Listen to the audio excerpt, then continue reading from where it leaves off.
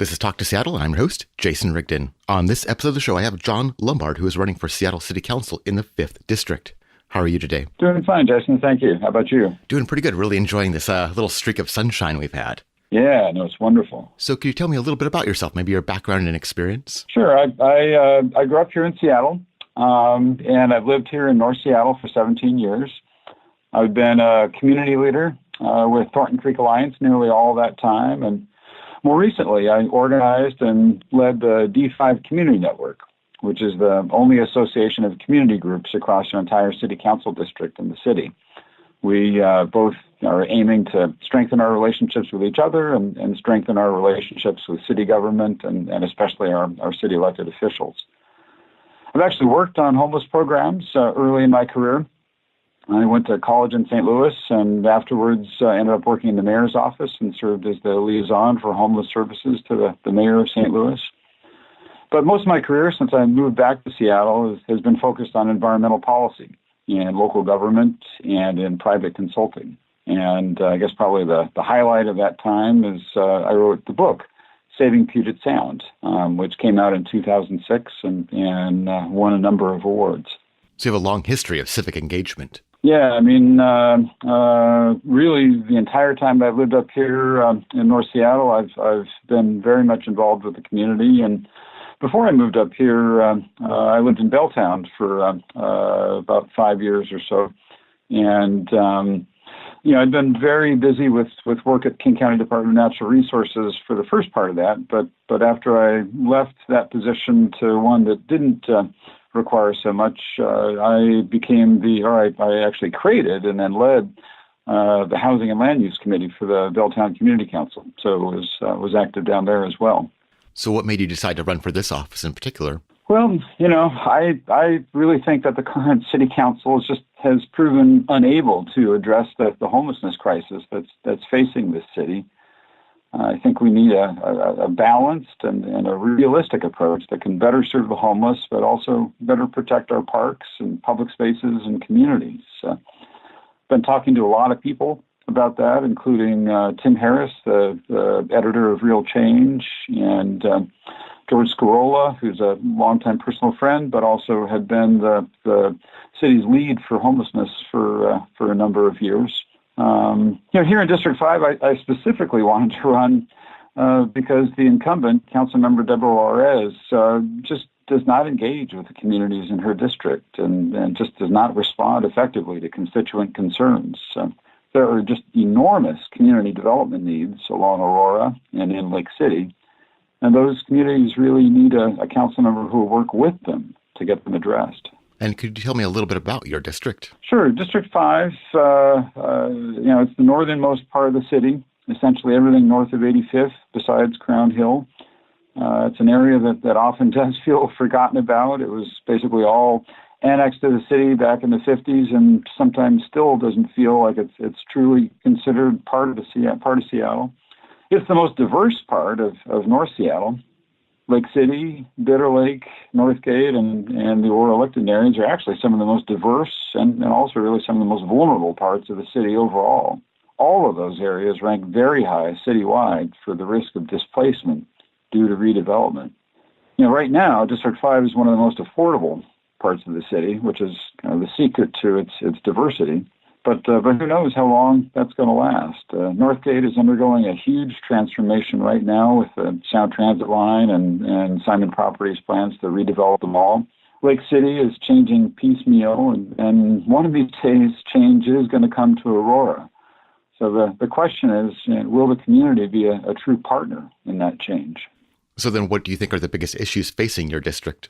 Well, in terms of what's really distinctive for this area, not totally unique across the city, but still distinctive, is that basic issue of future redevelopment, how it's going to affect the best of what we have, and how much the community's vision is going to be able to guide what's to come. In addition, District 5 is suffering from property crime and the impacts of unsanctioned homeless encampments like much of the rest of the city.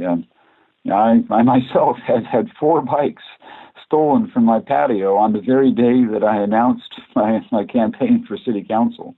The the issues that relate to homelessness, they're very complex. I definitely know that from past experience, but I think this election provides an opportunity for a debate about them that I hope is going to lead to a different agenda for the city council going forward. And for the city as a whole, what do you think the biggest challenges there are? Well, we've begun to talk about some of them. I think the big three that really just are way out in front of everything else are homelessness, affordable housing, and public safety, which are all very interrelated problems. It's absolutely not the case that all or even most of the homeless are drug addicts or criminals. But a recent study of 100 so-called prolific offenders, people who were arrested at least 4 times in any 12-month period over the past 3 years, found that every one of them had substance abuse issues and every one of them had experienced homelessness during that time period. And the criminal justice system, by and large, did not help at all. They didn't get treatment, but they almost all also did not do any time. They were released back to the streets very quickly. And then 100% of them violated the terms of their release. They were arrested and just released again. It's a pretty shocking report. It's by Scott Lindsay, who ran for city attorney the last time, but it's not a partisan report. It's what's shocking really is how much it just kind of sticks to the facts and is just quoting police reports and just basic statistics. But it's shocking when you realize that some of these crimes that people were released for so quickly were violent assaults, and the amount of theft that's going on that's necessary to support a drug habit. It's pretty amazing. These guys they're getting 10 cents on the dollar for what they steal, and they need to feed habits that can cost $100 or more per day. So that's one set of issues, and a crucial one for how this set of problems is affecting the city. The criminal justice system really has to change to address that. A lot of the criminal justice system is outside the hands of the city council, but the city council can focus attention on it.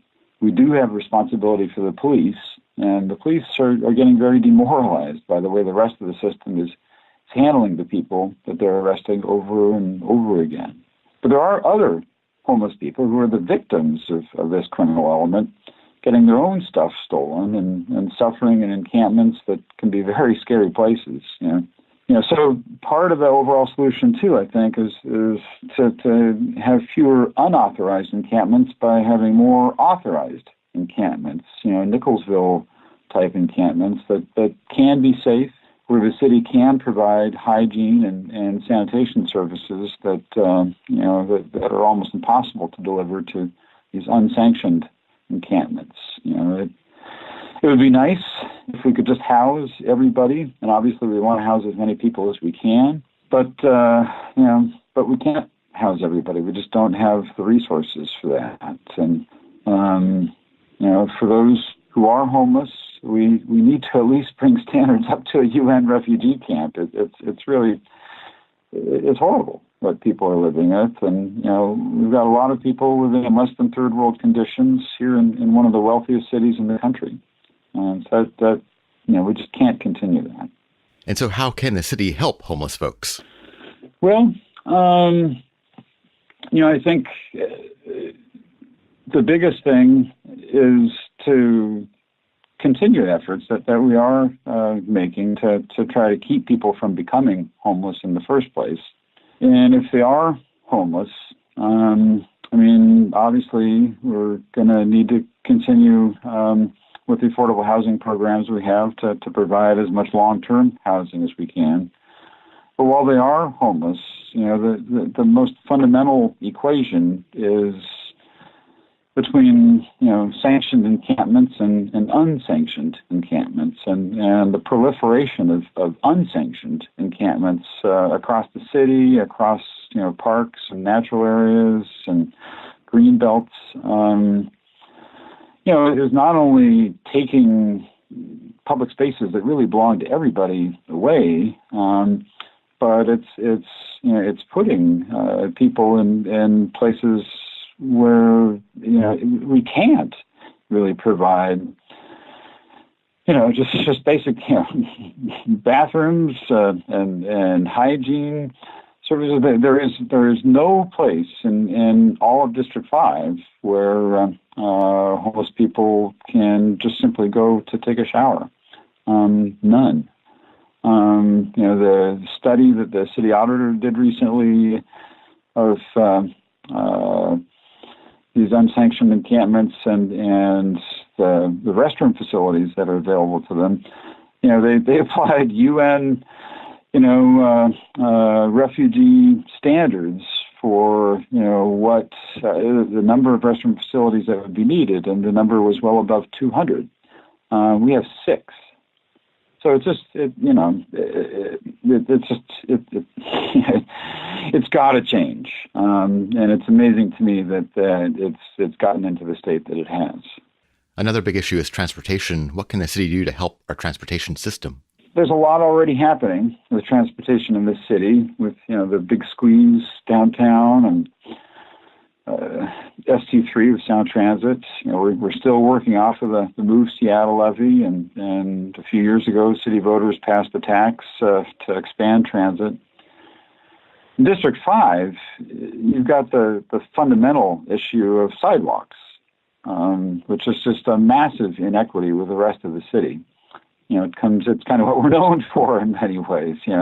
More than 2/3 of the missing sidewalks in the whole city are north of 85th.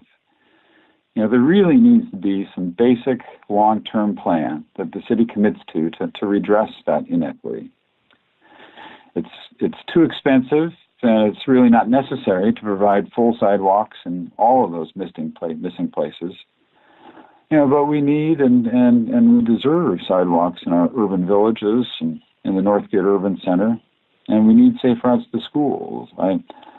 I grew up in Magnolia in the 1960s. I went to Queen Anne High School in the late 1970s, and we already had safe routes to schools. We'd had them for decades. My older brothers, had them. District 5 is still waiting. And one more thing about transportation. Metro is going to be revising its bus routes when the Roosevelt and the Northgate Sound Transit stations open in a couple of years. That's going to be crucial, especially to deal with the impacts of a lot of people wanting to drive to the Northgate station when it becomes the northernmost station in the Sound Transit system. And the city tax to support transit should help with that. There's not been a lot of transparency about how that tax has been spent, and I want to see that changed, and I want to see those funds help with that transition in Northgate. And what can the city do to help improve housing affordability? Well, I'm a renter myself. I would be, I believe, the only renter on the current city council, and there's a good chance I'd be the only renter on the new council that gets elected this fall. And what's more, the place that I rent actually qualifies as affordable to 80% of area median income, which was important to me when I moved here after a divorce. I know the owner of this building, and I know he's got plans to redevelop it in a few years. So affordable housing is a very personal issue for me. I have to say, though, I don't know that I would have supported the final mandatory housing affordability package, the MHA package that the council just passed yesterday. If it had included Councilmember Lisa Herbold's proposal to require replacement of affordable housing that's destroyed by redevelopment, especially if that would apply in more than just the limited parts of the city where she's currently proposing it, then yes, I would absolutely have supported MHA. But I'm afraid that the affordable housing that gets built through MHA is not going to make up for the amount of existing affordable housing that gets lost through redevelopment. Again, Lake City, Northgate, Bitter Lake, and Aurora-Licton are all, right towards the top of the list across the entire city for risk of displacement. And so District 5 is pretty close to ground zero for these issues citywide. I guess should say I generally support the accessory dwelling unit legislation that the council is planning to take up next. I also like many of the ideas that are included in the Planning Commission's report, Neighborhoods for All. That includes smaller lots. We've got actually, by and large, the biggest lots in the entire city up here in Seattle. More places for duplexes and triplexes and cottages, so-called urban hamlets instead of urban villages near some of our commercial areas like Wedgwood. I think those are all promising ideas, but they are controversial in single-family neighborhoods. Doesn't mean that they shouldn't happen, but it does mean that there needs to be a conversation, a serious two-way conversation about what gets done, where, and how. And because I've developed a strong relationship with local communities across the district through the D5 network, and Councilmember Juarez hasn't, even though she's been a representative for more than 3 years. I think I can help lead that conversation in a way that she can't. We live in very polarized times. How would you, as a city leader, work to bring people together? Well, I listen. I've proven that with the D5 network. Listening is absolutely key, especially when we need to take some tough actions, which we do, particularly regarding homelessness. But I don't think that what we need to do is actually inconsistent with what Seattle and really actually regional voters said they wanted when the Seattle Times took a poll earlier this year on homelessness. People want the basic rules of the civic contract enforced. They want their parks back. But they also want compassion towards the homeless and treatment for the addicted. And that's pretty much the package I'm recommending. I think it actually needs to be a package. It needs to move forward together for any of it to succeed. So it'd be a challenge, but I think we can move ahead on these issues, listening to people, living up to our commitments, and moving ahead with a package that actually is consistent with the values of the people of Seattle. If people want to learn more about your campaign, where should they go? The website is votejohnlombard.com. It's got an issues paper with some position papers that, like 2 to 3 pages on homelessness, on housing affordability, on some key places on District 5, on Lake City, Northgate, and Aurora.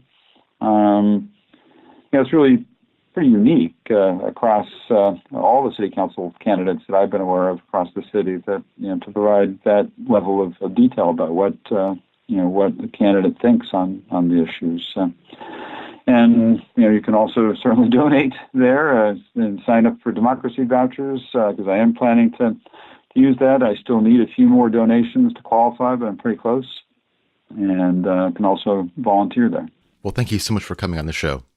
Well, thank you, Jason. I really appreciate the opportunity. You've been listening to Talk to Seattle, and I've been your host, Jason Rigden. If you want to support the show, please go to talktoseattle.com/support.